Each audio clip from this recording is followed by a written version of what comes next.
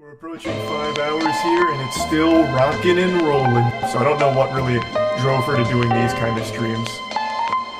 It's an H1 affair.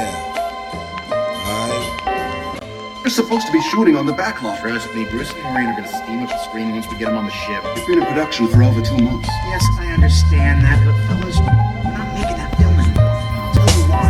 The story has changed. The script has been rewritten. Life intervened. I have an obsession of a map. Sole surviving record of an uncharted island. A place that was thought to exist only in myth. Is he asking for more money? Slow down. It doesn't stop. It hasn't stopped. It hasn't let up at all. She's scamming you out of your time and attention, I guess, which could be worse than scamming you out of your money, I suppose.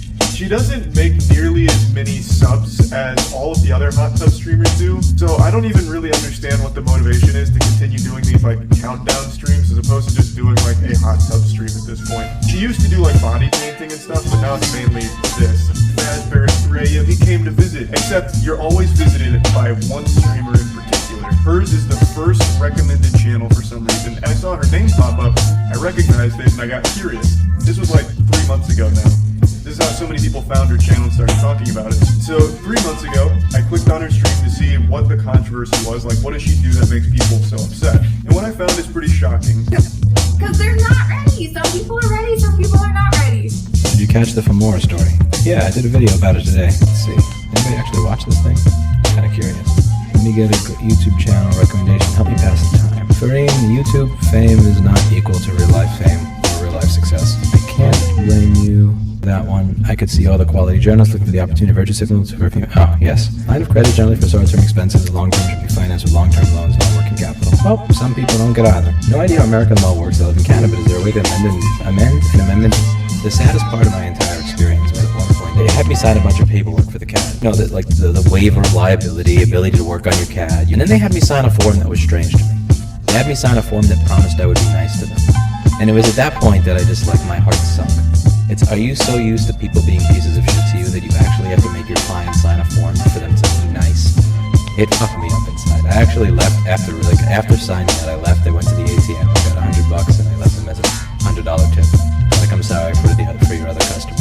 They were really nice, and they fixed them up within an hour. So this is a great vet. They deserve 5-star reviews. My computer is slow. Have you tried installing an SSD in it? It'll make it faster.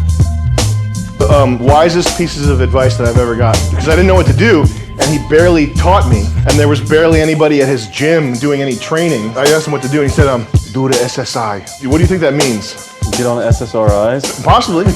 I figured out years later that he was telling me to do the exercise. Literally took me 2.5 years to figure out what the fuck that meant. Do the SSI. Imagine I came on stage this morning and I did this. So just imagine I came up and I went, good morning, everyone. I'm so excited to spend the next hour. You're all freaking out. You're thinking, how can I leave without being noticing? But again, imagine I came out, that was a very slow rate of speech. Imagine I came out like this and I came out and I go, good morning, everyone. I'm so excited to be here. I can't wait to talk to you about perspective, influence, and beliefs and how they all come together and really prove to you that anything is possible. When I kept this up for an entire hour, you start to freak out as well because you can't even follow me. So if you speak too quickly, it's bad. If you speak too slowly, it's bad. So the important thing to realize here is that any default rate of speech is bad. So the key is to vary your rate of speech.